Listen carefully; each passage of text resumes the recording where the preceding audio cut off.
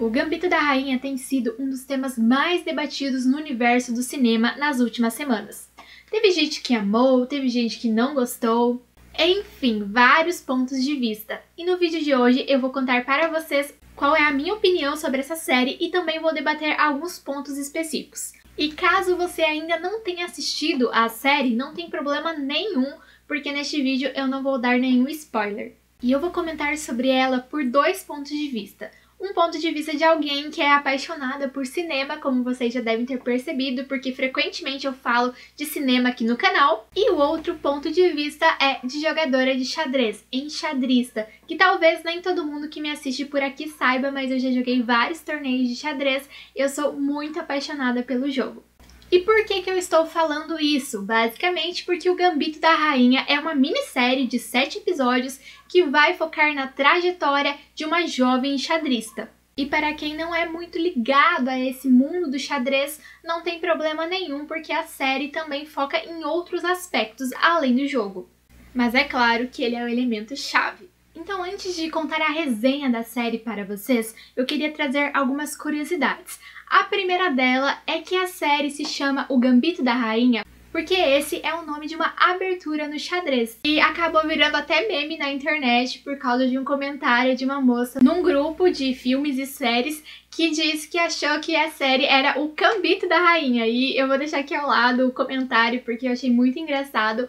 Mas então, para quem não sabe, já fica aí a explicação do porquê a série se chama O Gambito da Rainha. E também tocando nesse ponto do xadrez, que muita gente falou, porque a série não fala do xadrez como ele realmente é. Bom, em primeiro lugar, a série tinha ninguém mais, ninguém menos que Garry Kasparov como o grande consultor enxadrístico da série. E além do Kasparov, a série também contou com vários outros jogadores de xadrez para trabalhar a questão ali com os atores, porque os atores tiveram que aprender pelo menos a movimentação básica das peças de xadrez.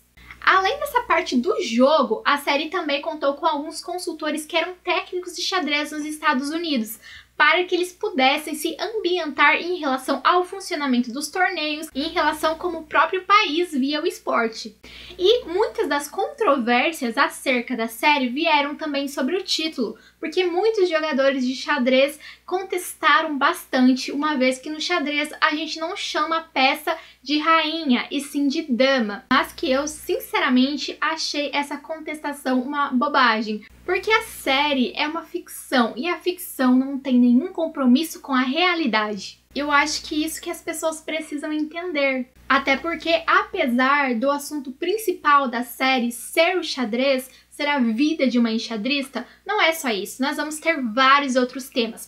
Por exemplo, a Guerra Fria vai ser, de certa forma, tocada ali na série, questões de feminismo, questões da sociedade patriarcal, a própria questão da adoção, alcoolismo, drogas e muito mais. E eu também comentei até no Instagram, quem me segue já deve ter visto os stories, que eu achei também um absurdo esse contestamento excessivo que houve, porque o xadrez é um esporte que não tem tanta visibilidade, e aí quando tem, os próprios enxadristas vão lá e detonam esse espaço que está dando visibilidade. E eu vejo isso porque quem não é do xadrez, que me contou que assistiu a série, simplesmente elogiou demais. E aí muitas pessoas, antes mesmo da série ser lançada, já estavam criticando somente pelo título. Então eu acho que não tem nem comentários para o tamanho dessa besteira. E também eu vejo que essa tradução que a Netflix fez, o título original, porque o título original seria The Queen's Gambit, eu acredito que foi precisa, porque, por exemplo, se traduzissem o Gambito da Dama, tendo em vista que o Gambito já é uma palavra não usada por quem não é enxadrista, então Dama ainda ia complicar mais a situação. Então eu acredito que a Rainha é um nome mais chamativo para a série, porque também a Netflix pensa muito nesse sentido. Uma curiosidade sobre a série que eu achei assim fenomenal e eu vi lá no site da Netflix, então é tudo muito oficial, né, mesmo, não é fofoquinha na internet, é que essa série, na verdade, era para ter sido lançada há muito antes, se eu não me engano, em 2008.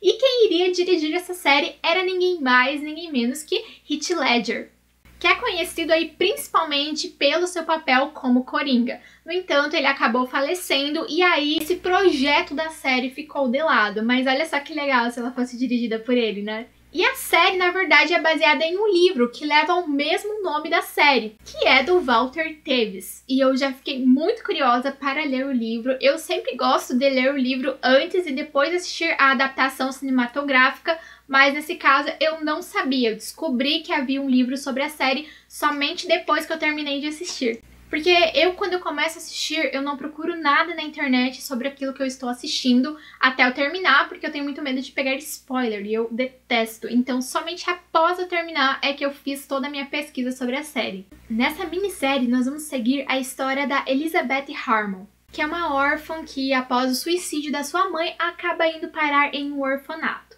E nesse orfanato, ela acaba observando o zelador jogar xadrez.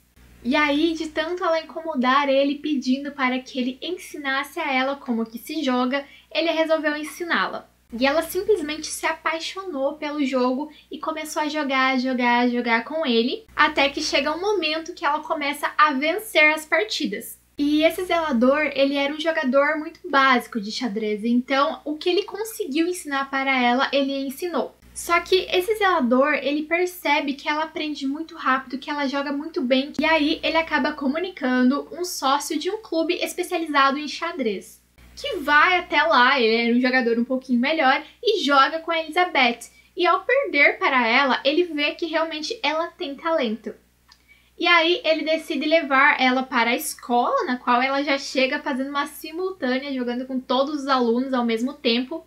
E a Elizabeth ganha de todo mundo e eram alunos que já treinavam, e é importante dizer que ela tinha somente 9 anos. Então, eles viram desde o início que ela era uma criança prodígio, mas é aquela coisa, como o filme se passa ali nos Estados Unidos, os Estados Unidos têm uma cultura muito próxima à nossa aqui no Brasil. Então, vejam bem, o xadrez não é um esporte que tem tanta visibilidade. Então, demorou um pouco para Elizabeth ser reconhecida realmente.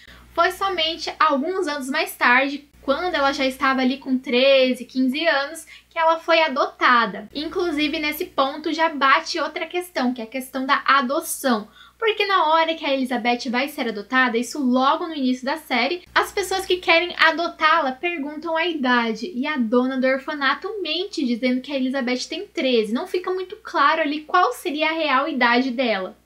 Mas a gente sabe que ela é um pouquinho mais velha. E com essa adoção, ela acaba saindo do orfanato, se desligando de tudo que havia lá, inclusive do zelador, que ensinou ela a jogar xadrez e que auxiliava ela, tentava treinar um pouco mais, e de uma grande amiga que ela fez lá. Na verdade, a única amiga, que era a Jolene, que vai ser uma personagem muito importante ao decorrer da série. No novo lugar que a Elizabeth está morando, ela vê um anúncio de um torneio de xadrez. Neste torneio que ela começa a aparecer, porque nesse torneio ela já joga com alguns jogadores importantes, como, por exemplo, mestres de xadrez. Então, no xadrez, gente, tem alguns níveis. Por exemplo, tem os jogadores que têm um nível baixo, que são os iniciantes, tem os medianos, e aí a gente já tem alguns jogadores mais avançados, que já são ali os mestres, e depois a gente tem os mestres internacionais e os grandes mestres. A história se passa na década de 60, então se a gente já não tem muitas mulheres jogadoras de xadrez hoje em dia, imagine naquela época. Agora falando um pouco sobre a atriz. A atriz é a Anya Taylor e ela já fez outras produções que também a deixaram muito famosa, como o filme Fragmentado, que é um filme assim sensacional. Eu adoro esse filme. Ela fez uma personagem muito importante também lá. E ela também fez o filme A Bruxa. Mas eu acredito que de todas as atuações dela, com certeza a que ela teve um local de maior destaque foi em O Gambito da Rainha. E algo que me chama muita atenção nessa atriz são os olhos dela, como vocês podem ver nessa imagem aqui ao lado, não sei se vai estar aparecendo muito bem. E eu acredito que teve muito impacto na história, esse olhar dela, principalmente nos momentos decisivos nas partidas de xadrez. E principalmente porque 99% das pessoas que ela enfrentava no tabuleiro eram homens. E muitos tratavam ela com desdém quando iam jogar com ela, simplesmente pelo fato dela ser mulher. E a própria sociedade fazia isso, tanto que em uma entrevista que ela dá, já quando ela está tendo mais alcance no xadrez no país, ela fala de como ela começou a jogar, da carreira dela, maiores conquistas e de como ela jogava a siciliana Najdorf muito, muito bem. No entanto, quando essa matéria é publicada, os jornalistas não colocam nada disso, eles simplesmente enaltecem o fato dela ser uma jogadora mulher.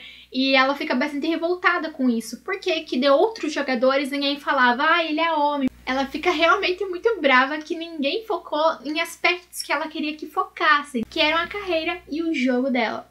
Eu quase acreditei que a Elizabeth Harmon, essa personagem, era uma jogadora profissional de xadrez na vida real, porque a atuação da atriz foi muito boa. E é uma minissérie que com certeza vai ser muito premiada aí no futuro. Eu acredito que eles conseguiram mostrar a tensão que há no esporte, porque é um esporte que não tem torcida, é um esporte muito solitário, e também conseguiram mostrar como é o xadrez nos Estados Unidos. E eu achei interessante essa parte, porque o xadrez lá não é um esporte tão divulgado quanto muita gente aqui no Brasil acha que é, simplesmente por ser nos Estados Unidos. Inclusive, tem uma parte lá que eles estão num torneio e um jogador comenta que na Rússia tudo é diferente, não é que nem eles que estão ali jogando em mesas de plástico. Então, aqui no Brasil, há muitos dos torneios também ainda tem essas mesas de bar, mesas de plástico e tudo mais, porque não é um esporte muito valorizado, infelizmente. E nos Estados Unidos também é assim. E até vai ter alguns momentos que a Elizabeth vai tentar conseguir patrocínio para ir para o torneio e não vai conseguir. Enfim, vai mostrar realmente essa realidade do esporte que eles conseguiram focar muito bem, na minha opinião, principalmente porque eles foram atrás de muitas consultorias. E é claro também que um filme dos Estados Unidos não poderia deixar de mencionar a Rússia. E eles também vão focar em como os Estados Unidos trabalhavam de forma muito individualista o xadrez, enquanto a Rússia trabalhava melhor em equipe. E nesse momento a série também foca um pouco nessas companhias, das amizades que foram muito importantes para Elizabeth em determinados momentos da vida dela. Então vai ser de certa forma também uma minissérie de formação que nós vamos ver o crescimento dessa personagem. Então eu acredito que vale muito a pena dar uma chance para a série, você sendo jogador de xadrez ou não. Você não precisa ser jogador para entender, para apreciar a série. Ela tem uma trilha sonora muito boa. Eu acredito que combinou demais com cada momento, toda a música que foi ali escolhida. A direção de fotografia nem se fala. As imagens são incríveis.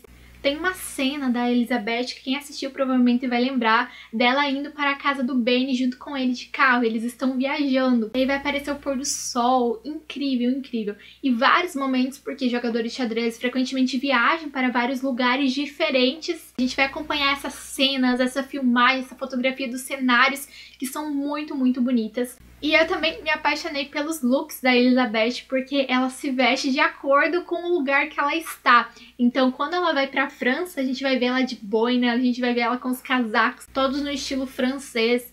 E a própria questão dos jogadores da Rússia, quando eles vêm para os Estados Unidos jogar, eles estão todos de terno. E só tem homens, né? Principalmente na Rússia, naquela época. Então eu acredito que a série soube representar muito bem um período histórico. Não somente o jogo, não somente uma personagem mulher da época, mas todo o contexto que estava por trás disso. Um dos aspectos que a série mais foca é a questão do vício em bebidas, principalmente em alguns remédios que a Elizabeth tomava, que de certa forma ela era viciada neles. E diferente de alguns comentários que eu vi, eu não acredito que a Elizabeth tenha entrado nesse vício por causa do esporte. Eu acredito que foi a sequência de perdas que ela teve durante a vida dela. A sequência de traumas, de estresse e tudo simplesmente acarretou nisso. Não acredito que seja necessariamente uma ligação entre o vício em bebidas e o esporte. E ela foi uma pessoa que a vida inteira dela, ela teve perdas. E tem algumas cenas que comentam muito sobre isso, sobre quanto ela odiava perder, quanto que ela não sabia perder. Alguns jogadores falam, porque quando ela perdia, ela ficava muito nervosa, que quase nunca acontece isso ali na série, ela tá sempre ganhando,